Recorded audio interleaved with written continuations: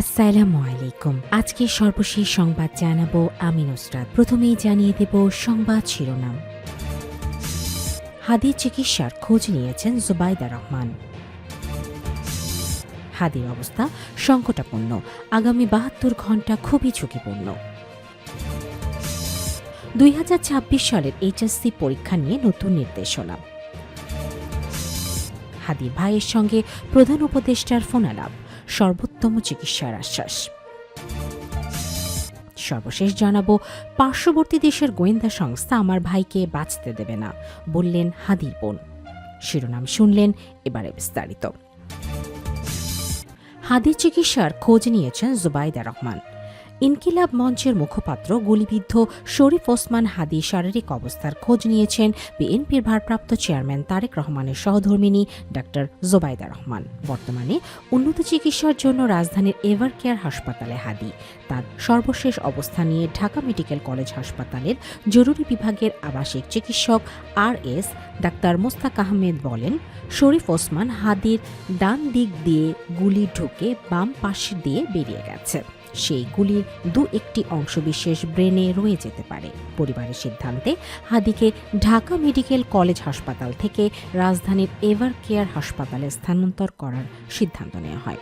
পরে শুক্রবার রাত ৮টা ৫ স্বাস্থ্য ও পরিবার কল্যাণ মন্ত্রণালয়ের ICU সম্বলিত বিশেষ অ্যাম্বুলেন্সে করে হাদিকে বসুন্ধরার এভার কেয়ার হাসপাতালে আনা হয়েছে। এর আগে আজ জুমার নামাজ শেষে বিজয়নগর কালভার্ট রোড এলাকায় প্রচার চালানোর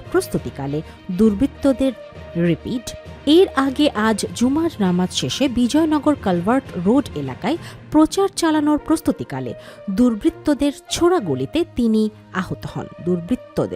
গুলিবিদ্ধ অবস্থায় দুপুর ২টা ৩৫ তাকে ঢামেক হাসপাতালে জরুরি বিভাগে নিয়ে আসা হয়। এরপর তাকে লাইফ সাপোর্টে দিয়ে অস্ত্রোপচার করা হয়। ঢামেক হাসপাতালের জরুরি বিভাগের আবাসিক সার্জন ডাক্তার মোস্তাক আহমেদ জানান, হাদিকে যখন হাসপাতালে আনা হয় তখন তার অবস্থা অত্যন্ত আশঙ্কাজনক ছিল। পরে তাকে CPR দিতে হয়। তার মাথার ভিতরের খুলি থাকার পাশাপাশি কানের আশপাশেও গুলির আঘাত রয়েছে। ইনকিলাব মঞ্চের অন্যতম নেতা আব্দুল আল নোমান বলেন, প্রথমে ৩টি গুলির শব্দ শোনা যায়। মোটর সাইকেলে চড়ে দুজন এসে গুলি করে পালিয়ে যায়। ওসমান হাদির কানের নিচে গুলিবিদ্ধ হন। হাদির অবস্থা সংকটাপন্ন, আগামী ৭২ ঘণ্টা খুবই ঝুঁকি। ইনকিলাব মঞ্চের মুখপাত্র শরীফ ওসমান হাদির শারীরিক অবস্থা সংকটাপন্ন বলে জানিয়েছেন ঢাকা মেডিকেল কলেজ হাসপাতালের চিকিৎসকেরা। তার মাথায় প্রবেশ করা গুলি বাম কানের উপর দিয়ে ঢুকে ডান দিক দিয়ে বেরিয়ে গেছে, যার ফলে গুরুতর মস্তিষ্কের আঘাত অর্থাৎ ম্যাসিভ ব্রেইন ইনজুরি হয়েছে। বর্তমানে তার মাথার খুলি খোলা রাখা হয়েছে এবং তাকে কৃত্রিম শ্বাস প্রশ্বাসে রাখা হয়েছে। শুক্রবার ১২ই ডিসেম্বর সন্ধ্যা ৭:৩০টার দিকে ঢামেক হাসপাতালের জরুরি বিভাগের চিকিৎসকেরা সাংবাদিকদের এসব তথ্য জানান। এ সময় হাসপাতালের পরিচালক, স্বাস্থ্য ও পরিবার কল্যাণ মন্ত্রণালয়ের বিশেষ সহকারী এবং ঢামেক নিউরোসার্জারি বিভাগের চিকিৎসকেরা উপস্থিত ছিলেন। ঢামেক নিউরোসার্জারি বিভাগের প্রধান অধ্যাপক ডক্টর জাহিদ রাহান বলেন, গুলিটি মাথার ভেতর দিয়ে ক্রস করে গেছে। এতে ম্যাসিভ ব্রেইন ইনজুরি হয়েছে এবং ব্রেইন স্টোমেও আঘাত লেগেছে। বর্তমানে তাকে কৃত্রিম শ্বাস প্রশ্বাসে রাখা হয়েছে। জীবনের ন্যূনতম চিহ্ন এখনো আছে। তিনি পুরোপুরি নিস্তেজ হননি, তবে অবস্থা অত্যন্ত সংকটাপন্ন। আমরা নিশ্চয়তা দিয়ে কিছুই বলতে পারছি না। ডাক্তার জাহিদ আরও জানান, বাম দিকে যেখানে গুলিটি বের হয়েছে সেই অংশের খুলির হাড় অপসারণ করে মস্তিষ্কের চাপ কমানোর ব্যবস্থা করা হয়েছে। মাথার ভেতরের রক্ত ও জমে থাকা ফ্লুইড অপসারণ করা হয়েছে। ক্রমাগত চাপ এবং ব্লিডিং এর কারণে অবস্থা ওঠানামা করছে। ডক্টর জাহিদ আরও বলেন, হাদির নিজস্ব শ্বাস প্রশ্বাসের ক্ষমতা এখনো আছে। কৃত্রিম শ্বাস প্রশ্বাসে তাকে বাঁচিয়ে রাখা হয়েছে, তবে অবস্থা খুবই ক্রিটিক্যাল। জীবন রক্ষার জন্য দেশবাসীর দোয়া প্রয়োজন। স্বাস্থ্য ও পরিবার কল্যাণ মন্ত্রণালয়ের বিশেষ সহকারী মোহাম্মদ সাইয়েদুর রহমান জানান, হাদিকে ঢামেকে আনার সময় তার GC স্কোর ছিল মাত্র ৩। পরে তিনি একবার কার্ডিয়াক অ্যারেস্টে গিয়েছিলেন। মস্তিষ্কের চাপ বেড়ে যাওয়ায় ক্রেনিওটমি করা হয়েছে, তবে অবস্থার দ্রুত ওঠানামার কারণে তাকে স্টেবল রাখা কঠিন হয়ে পড়ছে। তিনি আরও বলেন, আগামী ৭২ ঘণ্টা অত্যন্ত ঝুঁকিপূর্ণ। এই অবস্থায় কোনো সুস্পষ্ট চিকিৎসার সিদ্ধান্ত দেয়া বা আশার কথা বলা সম্ভব নয়। 2026 সালের এইচএসসি পরীক্ষা নিয়ে নতুন নির্দেশনা। 2026 সালের এইচএসসি ও সমমান পরীক্ষার সিলেবাস নিয়ে নতুন নির্দেশনা জারি করেছে জাতীয় শিক্ষাক্রম ও পাঠ্যপুস্তক বোর্ড এনসিটিবি। অনিয়মিত ও মানোন্নয়ন পরীক্ষার্থীদের জন্য 2025 সালের পুনর্বিন্যাস করা সিলেবাসই বহাল থাকবে বলে জানানো হয়েছে। এ বিষয়ে প্রয়োজনীয় ব্যবস্থা গ্রহণের সব শিক্ষা বোর্ডকে নির্দেশ দেওয়া হয়েছে। বৃহস্পতিবার 11 ডিসেম্বর ঢাকা মাধ্যমিক ও উচ্চ মাধ্যমিক শিক্ষা বোর্ডের এক চিঠিতে এ বিষয়ে সংশ্লিষ্টদের ব্যবস্থা গ্রহণের নির্দেশ দেওয়া হয়। চিঠিতে বলা হয়েছে 2025 সালের এইচএসসি ও সমমান এবং আলিম পরীক্ষা এনসিটিবির পুনর্বিন্যাস করা পাঠ্যসূচির আলোকে অনুষ্ঠিত হয়েছিল।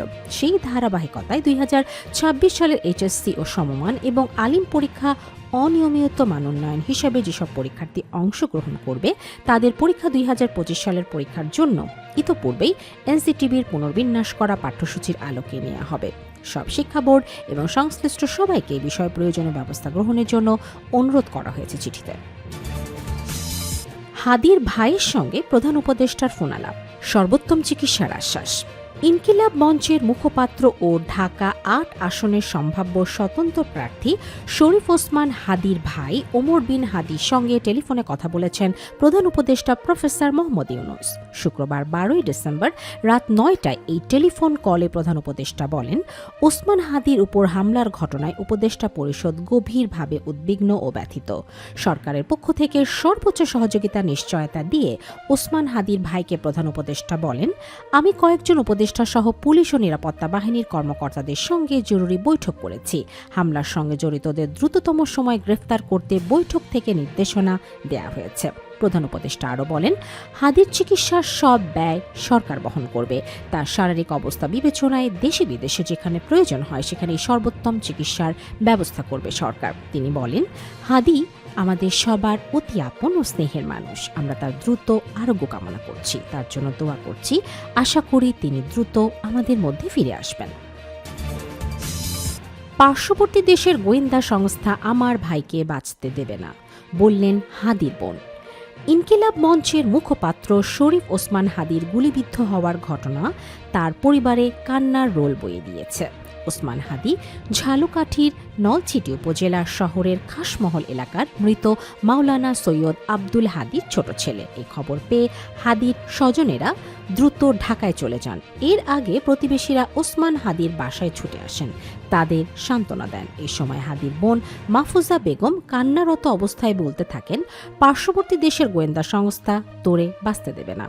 হাদির ভগিনীপতি বলেন, দেশবাসীর কাছে আমরা ওসমান হাদির জন্য বিচার চাই, কারণ ও হচ্ছে এই পরিবারের না। ও নলছিটির হাদি, ঝালকাঠির হাদি, বরিশালের হাদি, টোটাল বাংলাদেশের হাদি সে। হাদির পরিচয়। ঝালকাঠি জেলার নলছিটি উপজেলার হারিখালি গ্রামের মুন্সিবাড়ির মরহুম মাওলানা আব্দুল হাদির ছোট ছেলে ওসমান হাদি। নলছিটি ইসলামিয়া ফাজিল মাদ্রাসার উপাধ্যক্ষ ছিলেন মাওলানা আব্দুল হাদি।